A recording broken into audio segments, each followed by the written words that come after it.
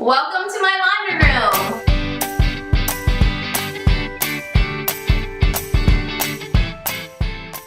As you can see, our laundry room needed a full renovation, and so that's what happened. We actually started with a clean slate. You can see on the left-hand side our laundry room with the original siding on the inside, which we kept. But once we moved in, the functionality wasn't there as our things piled up high. So the first thing we did was to add 5 pantries, lined them up to give us storage, and that allowed each child to have a locker and for us to have food storage as well. The room now had function, but not much personality to it.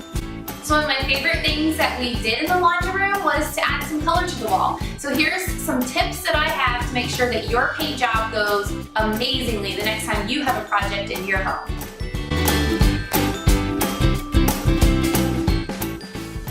The first tip to a great paint job is to get great paint. And so I headed to True Value hardware store near our location and picked out some EasyCare premium paint samples to try on the walls. That's my second tip. Make sure that you paint the walls with some of your samples, as that's going to give you a good indication at different times of day what color is going to work best in your space.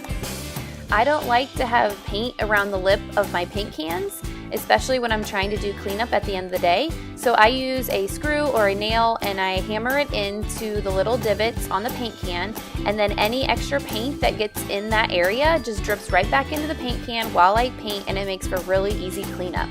But for those edges that the tape didn't succeed at, use a razor blade to push in the paint and then lightly scrape it off for a really clean edge. If you're brave and you don't want to use painter's tape, then make sure you get an angled brush that has a tapered end, and that's going to make sure you get a nice clean edge.